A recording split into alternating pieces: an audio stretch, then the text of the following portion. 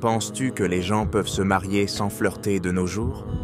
Est-ce qu'on a assez de temps pour connaître une personne si on ne flirte pas? Discuter juste 2 ou 3 fois, ça a l'air d'être vraiment risqué.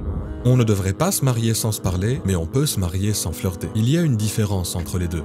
Certaines personnes, malheureusement, prient et font attention aux aspects extérieurs de la religion, mais leur caractère est horrible.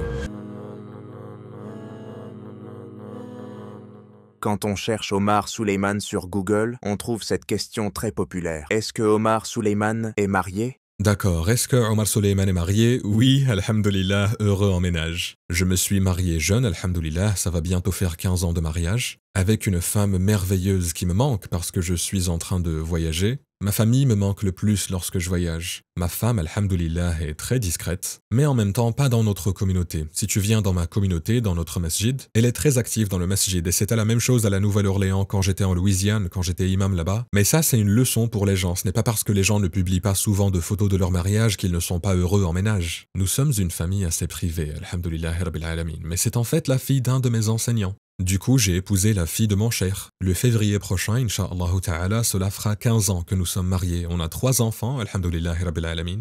Et qu'Allah la bénisse, c'est la meilleure femme qu'une personne puisse avoir. Donc ça, c'est une bénédiction qui m'a été donnée, alhamdoulilah. Je ne pourrais rien faire de ce que je fais sans son soutien, alhamdoulilah. Alors faites des du'a pour elle. Je dis aux gens de faire des du'a pour ma famille tout le temps. Penses-tu que les gens peuvent se marier sans flirter de nos jours? Comment les gens sont censés se rencontrer s'ils ne flirtent pas?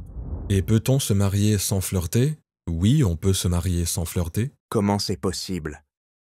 Tu sais, on ne devrait pas se marier sans se parler, mais on peut se marier sans flirter. Il y a une différence entre les deux. L'islam n'interdit pas aux gens de se parler avant de se marier. En fait, il nous encourage à se parler avant de se marier. Tu poses les questions importantes. Tu sais, ta couleur préférée ne va pas déterminer si oui ou non tu vas avoir un bon mariage, n'est-ce pas? Tu poses les questions importantes sur le dîn, sur le caractère, sur les goûts et les aversions, sur les priorités, sur la vision d'une famille, sur la carrière professionnelle. Ce sont les questions qu'il faut poser et tu vois si vous êtes compatibles. Je pense que le mot flirter a beaucoup de connotations. Ça peut vouloir dire beaucoup de choses, n'est-ce pas? Tu ne dois pas parler de façon dure et professionnelle, mais en même temps, tu ne peux pas transgresser. Tu ne peux pas aller au-delà des choses que l'islam a interdites. Pourquoi? Parce que si tu y vas, je dirais en fait que c'est risqué d'être romantique avant de se marier. Pourquoi? Parce que quand tu fais ça, tu perds la tête. À ce moment-là, tu ne verras plus les défauts de la personne parce que tu veux que cette personne soit parfaite. Le mariage est une décision qu'il faut prendre en toute conscience. Tu veux t'assurer de bien réfléchir avant de te marier, n'est-ce pas? Et l'amour rend très aveugle. Parfois, on est attiré par l'idée qu'on se fait de quelqu'un et donc on ne réfléchit pas à qui est vraiment cette personne. Quelqu'un vient me voir, je donne ces exemples tout le temps. Disons juste que j'ai beaucoup d'anecdotes amusantes de gens qui tenaient vraiment à ce que la personne qu'ils souhaitent épouser soit la bonne. Cheikh, j'ai prié l'istikhara et j'ai vu ce rêve. Et dans ce rêve, elle portait une robe blanche. J'ai dit, ça n'a rien à voir avec ta istikhara, c'est parce que tu pensais à elle avant de t'endormir. Tu sais, où quelqu'un dit, oui, elle ne fait aucune des choses que l'islam recommande, mais elle m'a dit qu'elle aimait Surat al-Rahman. Masha'Allah. Ce n'est pas ça qui va sauver ton mariage, tu sais. Il faut penser aux priorités. Dans l'islam, on peut parler avant de se marier. Le prophète sallallahu alayhi wa sallam interdit le khalwa, c'est-à-dire le fait d'être seuls tous les deux. Ça ne veut pas dire qu'il faut s'asseoir et parler avec 2 personnes assises juste à côté de vous et qui vous regardent tous les deux tout le temps comme ça, non. Mais il ne faut pas que vous soyez seuls tous les deux dans une situation où la discussion peut prendre une direction qui n'est pas appropriée. Et je pense qu'il y a tellement de sagesse dans ça. Pourquoi? Parce qu'on apprend à connaître une personne de la façon dont on devrait apprendre à la connaître, sans se précipiter vers d'autres choses. Tu vois, parle à une personne dans un contexte halal, Inch'Allah ta'ala, mais pose les questions importantes et regarde leur dîn et leur personnalité toujours. La religion et la personnalité. La première chose, le prophète sallallahu alayhi wa sallam a dit, si quelqu'un se présente à vous, dont la religion et la personnalité vous plaisent, épousez cette personne.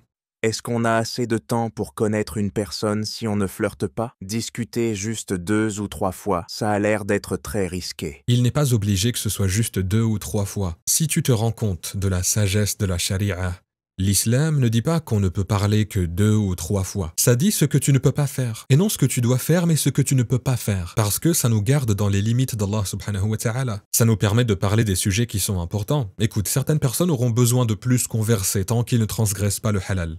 Et qu'ils ne vont pas dans le haram. En devenant physiquement intimes.